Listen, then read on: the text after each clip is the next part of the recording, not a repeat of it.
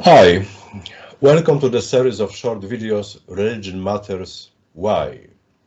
My name is Chrzanowski and I teach the course Contemporary Debates in the Philosophy of Religion. In this series, I'd like to convince you that religion matters a lot. Today's topic, our first topic, is the definition of religion.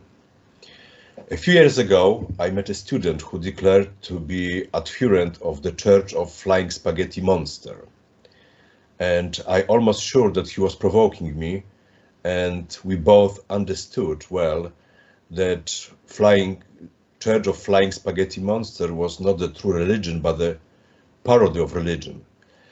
But, however, in some countries like Holland or New Zealand, the Church of Flying Spaghetti Monster is legally approved, and you can get married in this cult.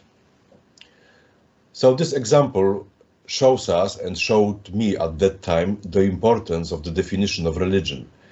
The definition which has implication not only in individual life, but in a social life and in the legal system.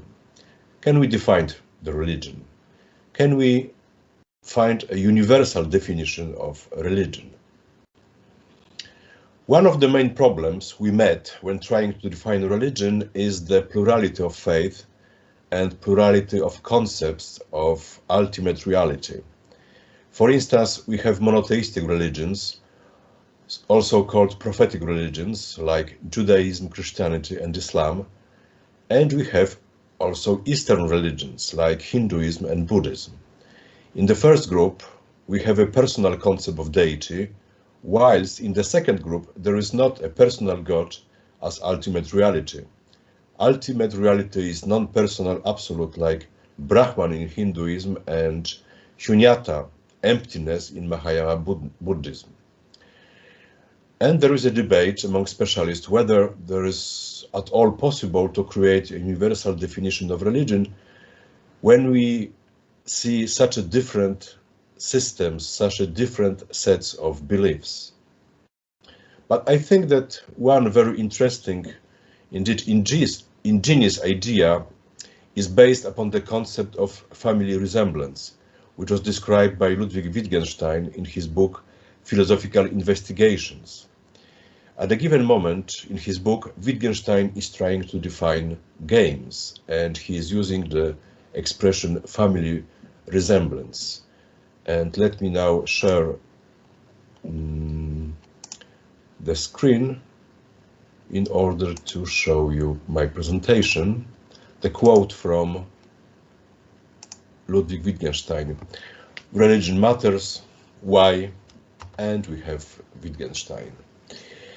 Consider, for example, the proceedings that we call games. I mean board games, card games, ball games, Olympic games, and so on. What is common to them all? Don't say there must be something common or they would not be called games, but look and see whether there is anything common to all. For if you look at them, you will not see something that is common to all, but similarities, relationships, and the whole series of them at that. I can think of no better expression to characterize these similarities than family resemblances. For the various resemblances between members of a family, build, features, color of eyes, gait, temperament, etc., overlap and crisscross in the same way. And I shall say, games form a family.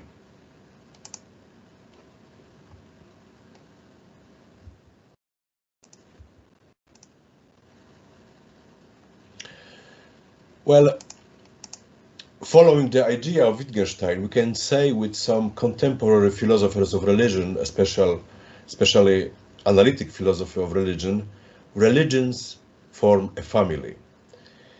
There is no common essence of religion, but a whole set of overlapping features and similarities. And, however, we need to start somewhere, and we need to begin with some concept in our universal definition of religion. So I think that one of the possible candidates for the most fundamental features of religion can be found in a book of another 20th century thinker, Paul Tillich. Tillich defines religion as an ultimate concern, and in his book Dynamics of Faith, he describes religion as an attitude of ultimate concern. And again, let me show the screen.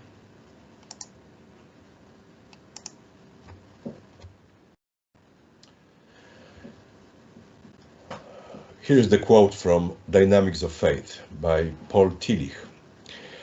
Faith is a state of being ultimately concerned. The dynamics of faith are the dynamics of man's ultimate concern. Man, like every living being, is concerned about many things, above all about those which condition his very existence, such as food and shelter. But man, in contrast to other living beings, has spiritual concerns, cognitive, aesthetic, social, political. If it claims, it demands the total surrender of him who accepts the claim, and it promises total fulfillment, even if all other claims have to be subjected to it or rejected in its name.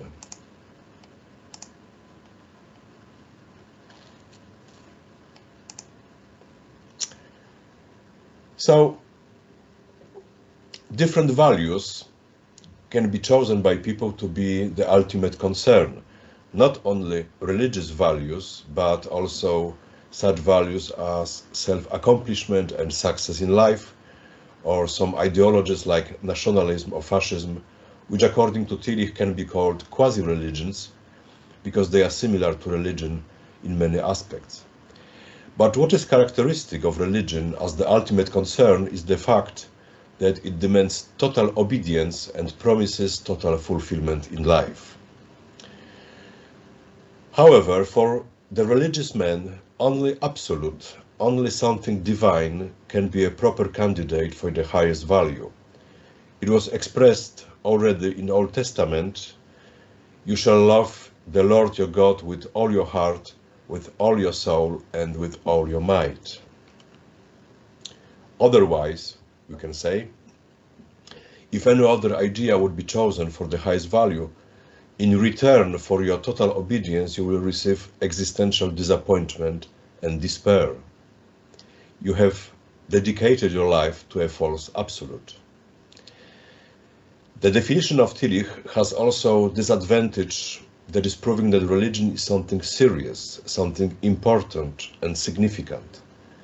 It is the domain where people are looking for the most important questions and the meaning of life. And the answer can't be trivial. We won't accept the trivial answer. We will carry on our search for meaning and true goodness. So what is a universal definition of religion? I would say religion is a relationship to the transcendent, which is seen as the highest value and is promising fulfillment in this life or afterlife if we follow the path.